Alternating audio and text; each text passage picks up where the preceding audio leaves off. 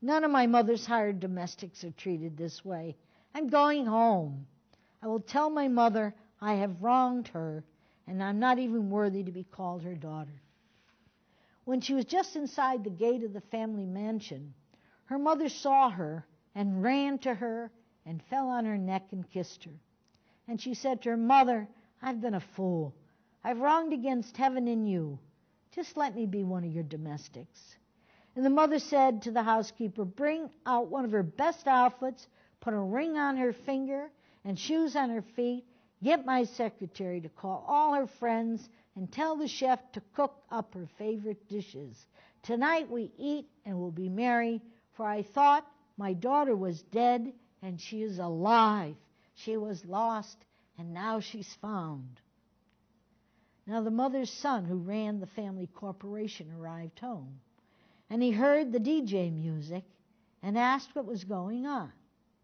He was told that his sister had come back home. He was so angry that he went to his room and would not join in the party. The mother went to him and begged him to come downstairs and celebrate with the others. And he said, "You know, since I've graduated from college, I've done everything for the corporation, and I never took time to party with my friends. But as soon as this one, who devoured her money living as a wannabe, comes home, look how she's treated." And the mother said, "Son, you have always been with me, and all has been yours to control. Your sister was denied a legitimate responsibility in this family. For that reason, she left. Now, you understand how sad it is when any one of us is excluded. She has come back, and I will give her an opportunity to share the work that needs to be done so that you too can enjoy life and family." Now, I'm sure you recognize that extended metaphor, that parable, as the prodigal son. In that, most of the parables were there to tell us more about ourselves and also to tell us about the extraordinary love that God has for us. How very sad that religious institutions, rather than upholding the dignity of all of us, would rather uphold traditions that are irrelevant and crippling. I'd like to tell you this strange little story about a man who went to a second-hand store and tried on a suit. You know, he loved the color, the fabric, and the style. But before the mirror, he noticed that the vest was a little uneven at the bottom. But the owner said, "Oh, don't worry about that. Just hold the shorter end down with your left hand, and no one will notice." Then the man noticed that the lapel of the jacket curled up instead of lying flat. "Ah, that's nothing. Just turn your head, tilt it, and let your chin hold the lapel down," said the owner.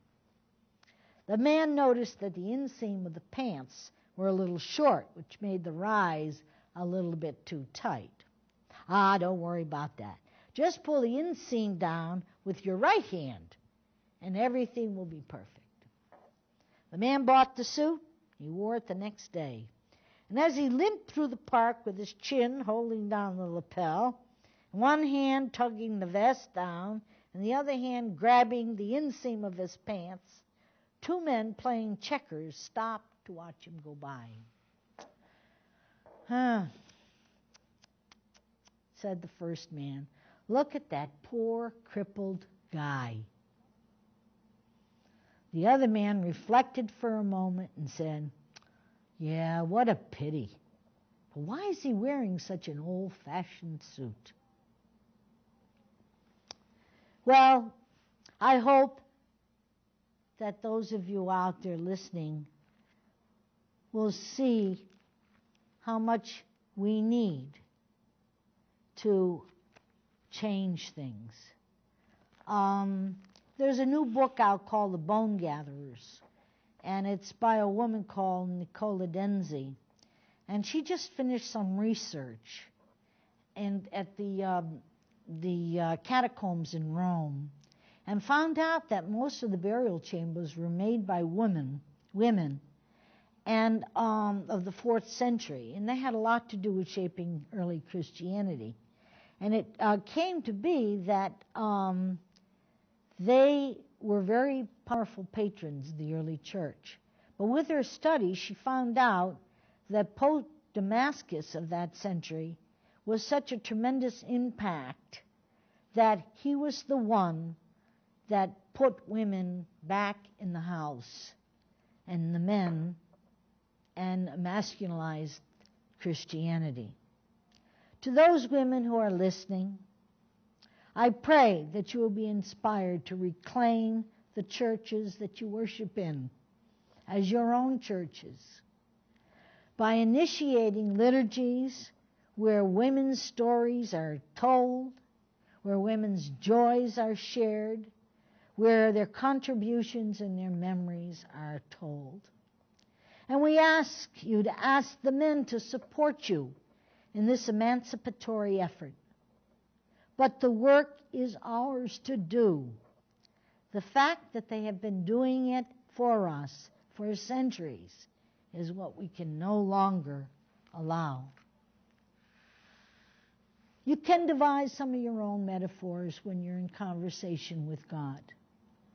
For the next few minutes, I think I have about a minute or two left, I'd like to read you just a couple, or 1 minute I have left, just a couple that I myself have created and how I've used them in liturgies.